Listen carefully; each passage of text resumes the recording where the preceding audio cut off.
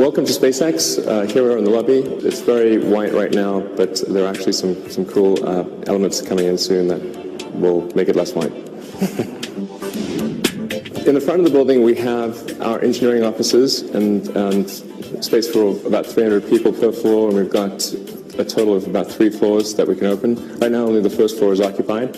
We try to aim for something which is a very open plan to maximize communication and make it sort of fairly nice looking. This place used to be quite dismal. That's my office over there, actually. We really try to minimize the number of offices that we have because doors limit communication. Everyone at the company, with the exception of a few people in like HR and finance, actually are in cubes, including vice presidents over there. There's Gwen at her cube. I should have cleaned up finally for coming. Although this is really reality, I guess. I'm responsible for sales. I'm in charge of making sure that there's revenue here in the company. And we're working on lots of Falcon 1 deals, Falcon 9 deals, and Dragon deals. So it's just a little area where people can meet and have sort of an impromptu meeting. Also very open. I think it's actually quite helpful to have this openness because then you can sort of see what people are working on their computers. Like what Matt McCune here is doing. What are you working on there? I'm making a assembly documentation for the Draco. Okay. RCS engine. David is driving the development of our in-space thruster, which is called Draco. There's a little piece of it. Well, actually, that's just a sample spun cone. We're doing all our testing at our facility down there. We got a new vacuum system, so kind of going back and forth between there and trying to progress along. Right. So the Draco engine is what is used in our Dragon spacecraft and also in the upper stage of Falcon 9 for orbital maneuvering and re-entry. This is our meeting room, VIP meeting room for when we meet with our customers and if the CEO of a customer comes through or something like that. It's kind of cool because it's got this glass that goes opaque, and we put a motion sensor on it. So as you walk in, the glass goes opaque.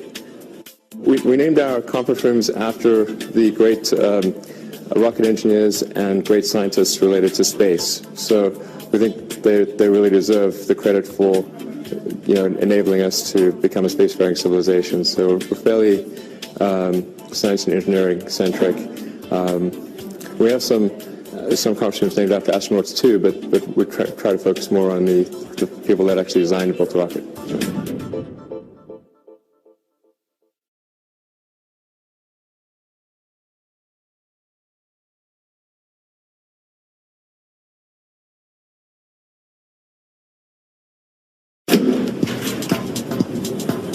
That's where we have our server room, which has, somewhere in the order of 500 processors for computing, doing computational fluid dynamics, finite element analysis, and obviously all of our server storage for our 3D solid modeling and that kind of thing. It's amazing how many processors you can get in a small space these days with modern computing. Over there, this is under construction, but this is where our mission control and launch control will be. So there's imagine like 2 big cinema screens. That's one of them, and that's another one over there in the back.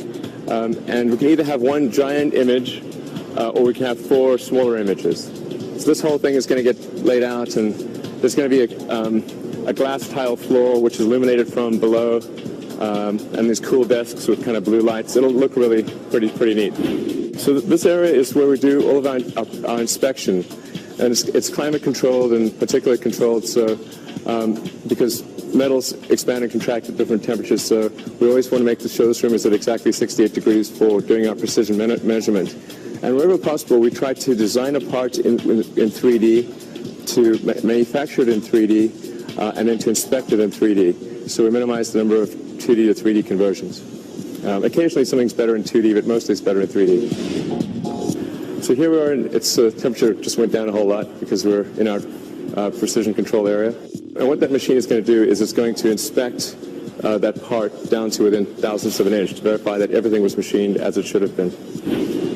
So what we have here is, that's a mass simulator of the Falcon 1 first stage engine. That's a mass simulator of the second stage engine over there.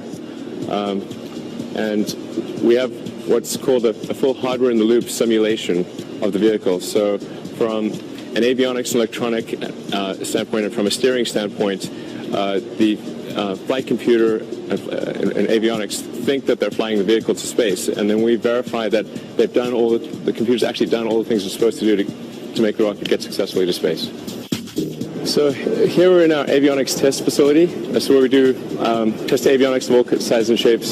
So here we have a bunch of thermal cycling chambers that'll take parts and put them through 50 thermal cycles to verify that things are going to be okay. And the temperature environment in space is much worse than on the ground because you don't have air to even out the temperature. So you could actually have something could be in searing sunlight or blackest night, and it's got to be able to handle much more of a temperature range than it would on Earth.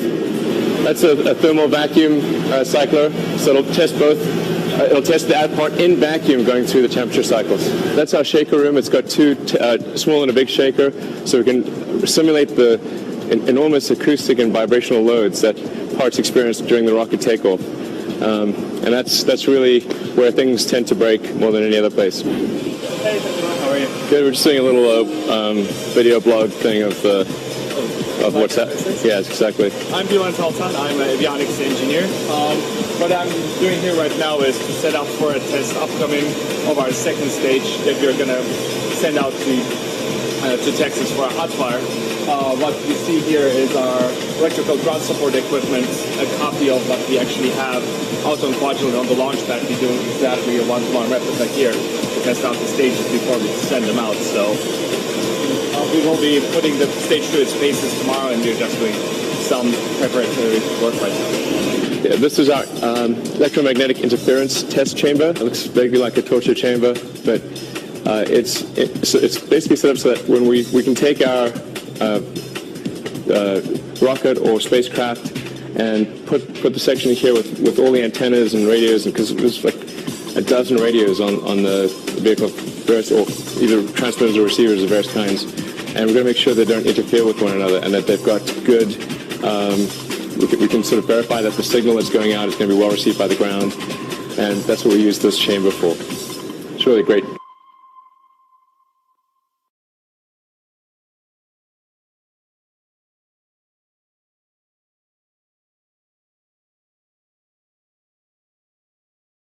This area is used for the engine components, or the major engine components. So you can see there's a nozzle, or various nozzles at various stages of completion.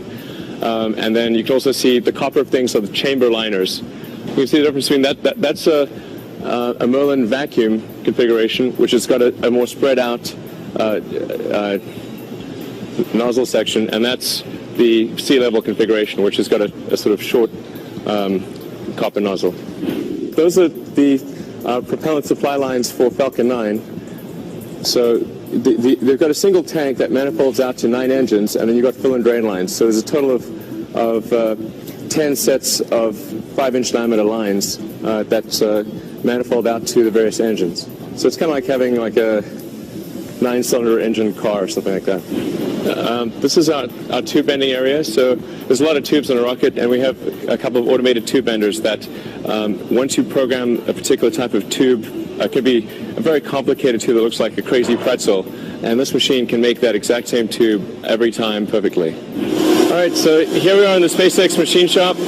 We have about 30 different machines of all sizes and shapes. We have wire EDM machines, which is electric discharge machining. We've got lathes, mills. There's just an enormous amount of metal sculpting that takes place to create the vehicle. What a lot of people don't realize is that SpaceX makes about 80% of the vehicle by value in-house. So, for the engine, raw metal comes in and out comes an engine. And so it's on these machines that the metal is taken from its raw form and into the final machine part form. So a part like this will come in as a forging, and then it'll get turned and milled and cut, and eventually end up as an engine chamber liner. This is a new machine that just arrived. It's just being tested and put through its paces before we start machining on it. They were actually cutting the grooves on a chamber and drilling the holes that are necessary. for cooling. These are engine manifolds that connect the nozzle and the chamber. These are just various rocket parts for the stages, parts for the engines. Those are some sumps. That's a tube for the main oxygen supply line to Falcon 9. Some more nozzle parts here. Another nozzle part. So that's our machine shop. Actually, I mean, I haven't gone through everything. There's a lot of detail here, and some of it's proprietary, but it gives you a sense for what's capable. We've actually got a lot of off-site machining that we do as well. We have a very high engine production rate here at SpaceX. This year alone, SpaceX will make more rocket engines than the rest of U.S. production combined. And next year, we'll make more rocket engines than any country in the world. So that's a lot of rocket engines that all have to go through and be made very efficiently and made very accurately. And that's what all these machines are for. So what we're looking at here is a Merlin 1C fully regeneratively cooled engine. It's getting ready to ship out to our test site in Texas to be part of the 9-engine firing. This is actually the 9th and final engine to be shipped out for that. And when we do that firing, it's going to be quite spectacular. Falcon 9 is the most powerful single-core vehicle in the American fleet, and when Falcon 9 Heavy debuts in about 2 to 3 years, that will be the most powerful vehicle in the world because the shuttle will have retired by that point. So that's really quite significant. It's the moral equivalent of an Airbus A380 or a 747. This thing is the turbo pump. This is the chamber, the nozzle. And then there's all the supporting structure in there with the avionics and control valves. And here you can see the difference with the Falcon 1 configuration. So it's a sealed pyramid. The stage valving is contained inside that pyramid. But other than that, it's substantially the same with the turbo pump and the chamber and nozzle. Very little difference really between the Falcon 1 configuration and the Falcon 9 configuration.